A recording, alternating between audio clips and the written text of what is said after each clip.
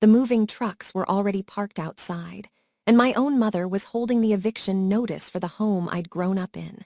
But it wasn't me she was trying to throw out onto the street. My father, a man I'd only ever seen defeated, stood on the marble steps of the penthouse in a crisp new suit I'd never seen before. He was waving a stack of official papers at the doorman, his voice loud enough for the whole block to hear. "This property has been legally transferred. You need to clear out his things by end of day." Behind him, my mother nodded, a tight, victorious smile on her face, the penthouse keys glinting in her hand like a trophy. Two men in cheap suits, process servers, stood ready behind them. I was hiding behind a parked car across the street, my phone recording everything, my stomach a knot of ice. My grandfather, Arthur Finch, the 78-year-old man who'd built that empire from a single delivery truck, was supposedly on a cruise in the Mediterranean. But he wasn't. He was in a rented apartment 3 blocks away, watching a live feed from the camera on my phone. And when he saw his son standing there, ready to steal his home, he just whispered to me through the earpiece. I knew it. Let them finish the performance. My blood ran cold. What kind of son evicts his own father? If you're watching this, hit that like button and subscribe to Winds of Thought for stories that will make you question everything. Because what happened next was a trap they never saw coming. My name is Sarah Finch. I'm 26, and I teach art to kids at a community center in Brooklyn. 6 months ago, my life was simple. My grandfather, Arthur, was my hero. He started with nothing, an orphan who built a trucking empire from the ground up. That penthouse on the Upper West Side, worth a cool $9 million now, was his reward, a testament to 50 years of sweat and sacrifice. My parents, Daniel and Claire Finch, were the polar opposite of that self-made man. They were comfortable in their mediocrity. Dad was a mid-level manager at a furniture company, Mom a receptionist at a dental office. They had a modest house in Queens, a mortgage they were always refinancing, and a deep-seated resentment for the wealth they felt they were owed. They never asked Grandpa for a cent, but I could see the envy in their eyes every time we visited that penthouse. Then the layoff came. Dad's whole department was outsourced overnight. 6 months later, with only Mom's salary, the bank sent the foreclosure notice. They were 90 days from being homeless. I felt terrible for them, I really did. But then I saw the look in my father's eyes change when he talked about Grandpa. It wasn't the usual awkward deference anymore. It was a cold, hard focus. A few weeks later, they invited me over for a family council. The dining table was covered in spreadsheets and legal printouts. Dad didn't waste time on pleasantries. "We're moving in with your grandfather," he announced. "He's lonely in that big place, and we can take care of him. It's the perfect solution." My heart sank. "Did you ask him? Does he even want you there?" "He's thrilled," Mom chimed in, her voice unnaturally bright. "We talked about it. It's for his own good, really. At his age, he shouldn't be alone." But the way she said "for his own good" sent a shiver down my spine. It sounded rehearsed, like a line from a script they'd written together. And you know, Dad added, trying to sound casual, "if we're there for him in his final years, taking on all the responsibility. It's only fair that we're properly recognized for it down the line." I stared at him. "You mean in the will?" He just shrugged. "It's just practical thinking, Sarah." That was the first time I realized my parents saw my grandfather as an asset, not a person. I went home that night and couldn't sleep. A month later, the moving van came for their things. Grandpa called me, his voice tired but steady. "The place feels different already, Sarah. Your mother has opinions about the curtains. I visited that weekend." The moment I stepped off the elevator, I felt it. The warm, dark wood walls Grandpa loved were now a cold, battleship gray. The antique brass chandelier, a fixture from his first office, was gone, replaced by a cold, modern thing of chrome and glass. The smell of his old books was replaced by the sharp scent of lemon-scented cleaning products. "Where's Grandpa?" I asked. "In his den, as usual," Mom said, gesturing vaguely. "He's become such a hermit. I think all the activity overwhelms him." She laughed, but it was dismissive.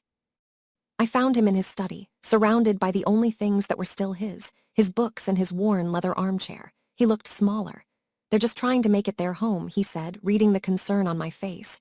"I don't want to be a difficult old man. He's my son." 2 weeks later, at 10 p.m., he called me, his voice a tense whisper. "Sarah, can you come over? Now." When I got there, he led me to his study and pointed at a drawer in his antique desk. "I keep a tiny piece of tape on that drawer. I've done it for years." He opened it. This morning the tape was broken. Someone's been in here. My blood went cold. What's in there? Everything. The deed, my will, trust documents. He looked at me, his eyes full of a pain I'd never seen. Your father has been asking very specific questions about my estate, Sarah. How the title is held, if I have a living will. For the next 3 weeks, I became a spy in my own family. I visited constantly, and I started noticing things I wished I hadn't. I overheard my father on the phone, his voice low and urgent. I need to know the process for a conservatorship. If a parent is mentally unfit, who makes the call? Another time, I walked into the study to find my mother at Grandpa's computer, a stack of documents in her hand. She jumped. Just organizing. Your grandfather asked me to. But when I mentioned it to Grandpa later, he looked confused. I didn't ask her to touch anything. The most terrifying moment was finding a scrap of paper in the kitchen trash. On it, in my mother's handwriting, were the words, Dr. Hartwell, Geriatric Psych, 5K Dementia Diagnosis Power of Attorney. I took a photo and sent it to Grandpa. He called me immediately. Sarah, I need you to do exactly as I say. Don't tell them anything. A week later, at Sunday dinner, Grandpa made his announcement. I'm going on that cruise, he said cheerfully. The one I've been talking about for years. 3 months around the Mediterranean. My old friend from the service lives in Barcelona and I'm going to visit him. My parents exchanged a look so fast it was almost a blink. 3 months, Dad asked, his voice carefully neutral. Are you sure you're up for that, Dad? It's a long time. Nonsense, Grandpa said. I'm as healthy as a horse. And it'll give you two some peace and quiet. After dinner, while I was helping with dishes, I heard them talking in their bedroom. I crept closer to the door. 3 months is perfect, Mom was whispering. It's more than enough time to get the paperwork filed and recorded. What if he finds out? Dad's voice was hesitant, scared. Find out? He'll be on a boat in the middle of the ocean, Mom hissed. And by the time he's back, the title will be in our names. We'll have the medical report from Dr. Hartwell saying he's got diminished capacity. It'll be a done deal. I stumbled back to the kitchen, my hands shaking. I texted Grandpa. They're going to do it. They have a doctor. They're going to try and take the apartment. He replied instantly, I know, sweetheart. That's why I have to leave. I'll explain later. 2 days later, Dad drove Grandpa to the airport. When he came back, he was smiling. He's gone. What they didn't know was that Grandpa never got on that plane. He'd booked a refundable ticket, walked through security, and then walked right back out another gate. He was now in a small, furnished apartment in Hell's Kitchen, working with a former FBI financial crimes investigator named David Pierce. Grandpa called me from a burner phone. Sarah, I'm going to watch this from the shadows. David will help me gather ironclad evidence.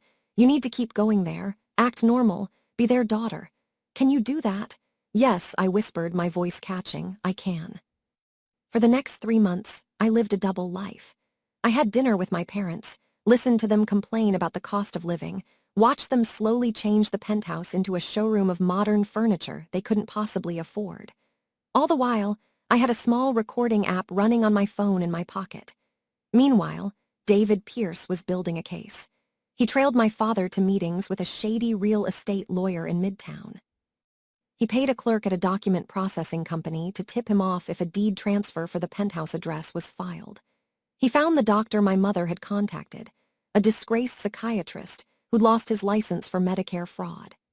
David, posing as a client, got him on tape admitting he'd been paid $7,000 to produce a backdated psychiatric evaluation declaring Arthur Finch mentally incompetent.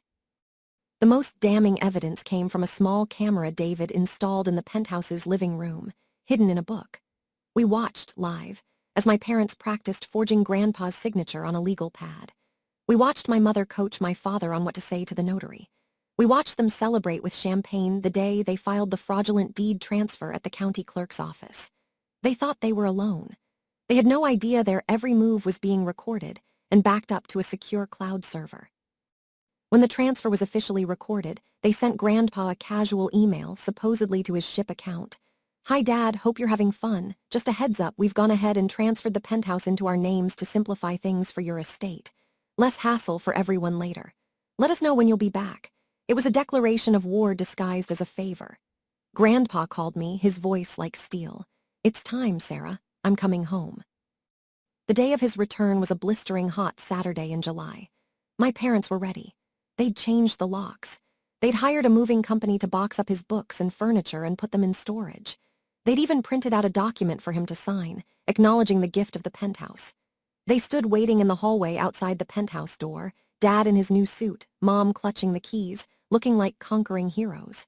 I stood a few feet away, my heart hammering against my ribs. The doors slid open. Grandpa stepped out, tanned and calm. Behind him were two men, David Pierce and a uniformed NYPD officer. Dad stepped forward, puffing out his chest. "Dad, I'm glad you're back. We need to talk about your living situation." He held out the papers. "The penthouse is in our name now. It's been legally transferred. It's for the best." Grandpa looked at the papers, then at his son. He didn't look angry. He just looked tired. "You forged my signature, Daniel." Dad's face hardened. "Prove it. These are notarized. They're legal. You can fight it, but you'll be broke and dead before you see a courtroom. You're 78. It's over." Grandpa smiled then, a sad, terrible smile. "You're right, son. It is over." He nodded to David. David stepped forward, holding a tablet. "Daniel and Claire Finch," David said, his voice calm and professional. "I'm a private investigator. I'm here to serve you with a temporary restraining order and to inform you that you are the subjects of a criminal investigation for elder abuse, forgery, and grand larceny." He swiped the screen, and a video began to play. It was the footage from the living room, my mother holding up a forged signature, saying, "That's good, that's close enough. He'll never notice the difference." The color drained from my mother's face. "We have 140 hours of video from inside your home," David continued. "We have audio recordings of you discussing the bribe to Dr. Hartwell. We have a sworn affidavit from the notary you paid off, and a recorded confession from the doctor who wrote the fake psychiatric evaluation. The NYPD has a warrant for your arrest." At that moment, the elevator doors opened again. Two more officers stepped out. "Daniel Finch, Claire Finch, you are under arrest for the crime of grand larceny in the first degree." As the officers started reading them their rights, my father's bravado crumbled. He looked at me, his eyes wide with a desperate, ugly realization. You did this. You betrayed your own mother and father." Tears were streaming down my face, but I didn't look away. "No, Dad, you betrayed him. You taught me right from wrong. I'm just following your lessons." As they were led into the elevator in handcuffs, my mother started sobbing, a horrible, wailing sound. "We did it for you, Sarah. For our family." The elevator doors closed and the hallway was silent. Grandpa put a shaky arm around my shoulder. "You did the right thing, Sarah. The hardest right thing." It's been a year. The penthouse is back to the way it was, warm and filled with the smell of old books. My parents were convicted. They served 6 months and are now on probation, living in a small studio in the Bronx. My father works as a night stalker at a grocery store. My mother sends me letters, long, rambling apologies, but I can't read them yet. The wound is still too fresh. Grandpa is 79 now, and we have dinner together every Friday. He's rewriting his will, and he tells me I'm his only heir. I don't care about the money. I care that he's still here, that he trusted me. This experience taught me that blood doesn't give someone the right to destroy you. Real family protects you. Real family respects you. And sometimes, protecting your family means being brave enough to stand up to the people who raised you. I still love my parents, or at least, I love the memory of who I thought they were. But I've learned that love without boundaries is just self-destruction. If you found yourself in my shoes, would you have had the courage to expose the truth? Or would you have looked the other way for the sake of family peace? Let me know in the comments. And if this story moved you, please hit that like button and subscribe to Winds of Thought for more real-life dramas. Because sometimes, the most gripping stories aren't on a screen, they're hidden in our own families.